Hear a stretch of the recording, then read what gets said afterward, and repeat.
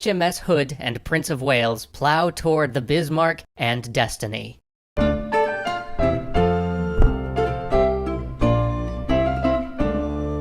This episode is sponsored by Wargaming. Download World of Warships and use the code EXTRA1 for free goodies. Link in the description. When we left off, the British had finally located the battleship Bismarck and the heavy cruiser Prinz Eugen as they steamed south through the Denmark Strait. And with Admiral Tovey and the rest of the home fleet still hundreds of miles away, it was clear that the Hood, pride of the Royal Navy, and Prince of Wales were the only ones that could possibly stop the behemoth. But to understand what's about to happen, we need to understand the state of the Royal Navy in 1941, and how interwar limitations held back their naval development. For that, allow me to turn things over to Wargaming's military expert, Richard Cutland. Following World War I, a series of maritime treaties constrained naval development in the hopes of defusing an international arms race. At first, these treaties limited the number of new ships and set limits on the size and armament of new vessels, but later agreements eliminated the possibility of building new battleships completely. As a result, in the interwar period, Britain was forced to modernise old ships instead of building new ones. For example, the HMS Hood looked strong enough to any outside observer, but the British Admiralty was well aware of its main drawback: a weak horizontal defence, especially at Deck 25, which was only 76mm thick.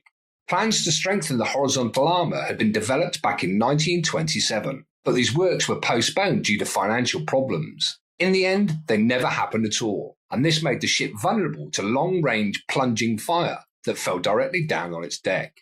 These treaties also constrained new battleships, like Prince of Wales, to quite conservative designs. Their armament consisted of 2 4-gun turrets and 1 2-gun turret, all in a 14-inch calibre that complied with treaty limitations. Meanwhile, Germany was quietly violating these treaties with ships like Bismarck that had 15-inch guns. So even though Prince of Wales was brand new, it was underpowered at launch. In addition, the brand new Prince of Wales had teething problems. Sea trials revealed that her revolutionary quadruple gun turrets were prone to break down under strain, and this problem hadn't yet been fixed when she deployed with Hood. However, Prince of Wales was more technologically advanced than the Hood, particularly since she had modern rangefinders. And crucially, both Hood and Prince of Wales were fast, and speed was what the Royal Navy needed in an interception force. Back to you, Dan.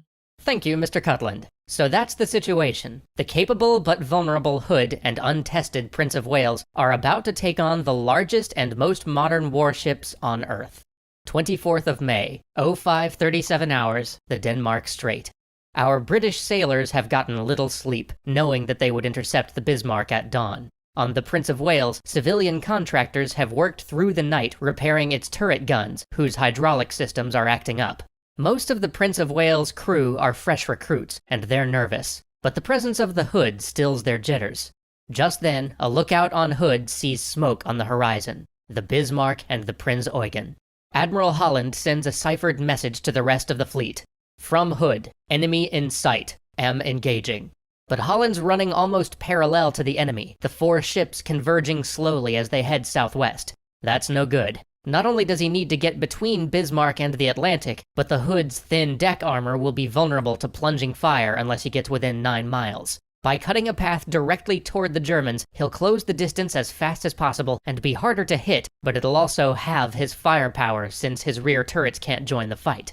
But there's nothing for it. The Bismarck could still evade. Holland turns to an interception course and orders full speed ahead. At 0552 hours, Holland orders Prince of Wales to target the lead ship. But the gunnery officer on the Prince of Wales, working with more modern optics, makes a startling realization. The Hood has targeted the wrong ship. Bismarck and Prinz Eugen have similar silhouettes, and the Germans have defied convention by sending the lighter armored heavy cruiser first. He tries to communicate this to the Hood, but it's too late. The Hood opens fire, wreathing the vessel in dirty brown smoke. Seeing this, the desperate gunnery officer defies the Hood's order, targets the Bismarck, and fires. On both ships, the gunnery officers look at their watches, waiting. 50 seconds later, pillars of water leap up in front of the German ships. The salvos fall short. Worse still, one of the guns in Prince of Wales' B turret malfunctions, taking it out of the action. Both ships are readjusting their aim when flashes of light run up and down the German ships. A long-range artillery duel has begun. 2 minutes later, a shell from Prince Eugen crashes into the Hood's upper deck, detonating an ammunition locker. It burns with pink flames, anti-aircraft shells cooking off in bunches like firecrackers. On the Hood's bridge, the crew can hear the screams of their burning shipmates coming through the voice pipes. Admiral Holland keeps calm, but then huge columns of water leap into the air ahead of the bow, and he finally realizes that he's been shooting at the wrong ship. He hastily sends the order to retarget the Bismarck and orders a turn to port in order to bring his aft turrets to bear. It will expose him side-on with the enemy, but with luck, the Hood's turn will pass just inside the 9-mile mark and shield him from plunging fire. The turn comes just in time. Bismarck's next salvo thunders down right where the Hood had been headed. With all fire concentrated on Hood, Prince of Wales has been free to get range on the Bismarck and scores at least one hit. But her intricate 4-gun turrets aren't holding up to the strain, and every few salvos another gun goes out of action. It follows Hood into the turn, facing the German ships side on. A salvo from Bismarck brackets the Hood, shells landing on either side of the vessel. The Prince of Wales's commander, Captain Leach, knows that once a ship is bracketed, the enemy has you. He sees the Bismarck's guns flash in double time and trains his binoculars on the Hood to see the result. A shell plunges down on Hood's deck, just aft of the mainmast, and disappears. 2 seconds later, the middle of the Hood erupts like a Roman candle, spraying flames hundreds of feet in the air.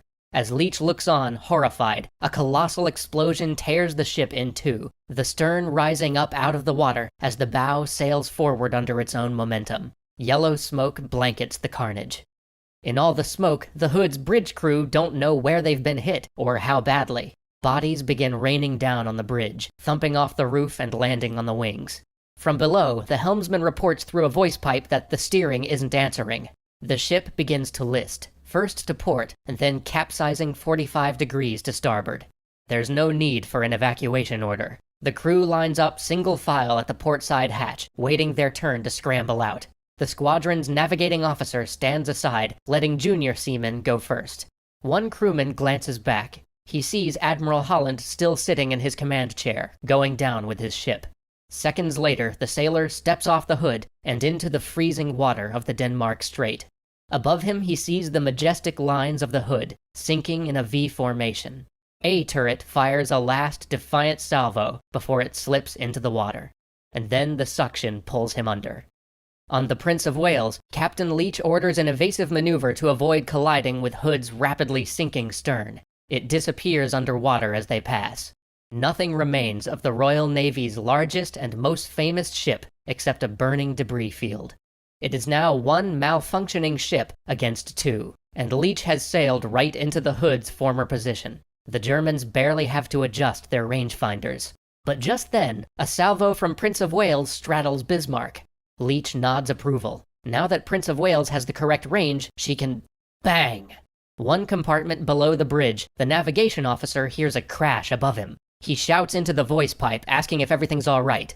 At first, there's no answer, and then a stream of blood dribbles out, staining his charts. Leach gets unsteadily to his feet. One of the Bismarck's shells has hit the bridge and passed through without exploding. His entire bridge crew lies dead, except for 2 wounded officers. For 3 hellish minutes, shells pound the Prince of Wales. The armor belt takes multiple hits. The boat deck catches fire. In one of the turret magazines, a shell punches through the deck and lands, still live, next to a sailor's foot. The magazine crew is told to hang onto it until ordnance disposal arrives, but they're not waiting. They lift the shell up out of the turret and gingerly carry it across the deck amid a full-scale battle. With a sigh of relief, they pitch it over the side. Captain Leach knows he's been outfought. He turns to withdraw, making smoke to cover his retreat. The Bismarck, curiously, does not follow. Keeping well out of range, Leach brings the mauled Prince of Wales around to join the cruisers shadowing Bismarck. He signals the Admiralty. Hood has blown up. 1 hour after the Hood's sinking, a destroyer arrives to look for survivors. On deck, they have rafts, lifebelts, and blankets lined up and ready. The medical crew is prepared to treat hundreds. Instead, they pull 3 oil-slicked survivors out of the water. 3 out of a crew of 1,418. 10:22 hours, the Admiralty. Faces are grim in the Admiralty's war room, 200 feet below the streets of London. The shock of losing the Hood is compounded by the knowledge that German battleships were now in position to prey on vital convoys. But as the news settles in, bleak horror gives way to determined rage. The phone rings. It's Prime Minister Churchill with a personal order for every able ship in the Atlantic. It is direct and to the point. Admiralty cipher officers broadcast the order wide. The aircraft carrier Ark Royal receives the signal at Gibraltar and begins to unpack its torpedo bombers. Tovey's home fleet receives the message as they race to join the stricken Prince of Wales. The battleship Rodney, headed for a refit in Boston, gets the signal and slowly turns its 16-inch guns back toward Europe.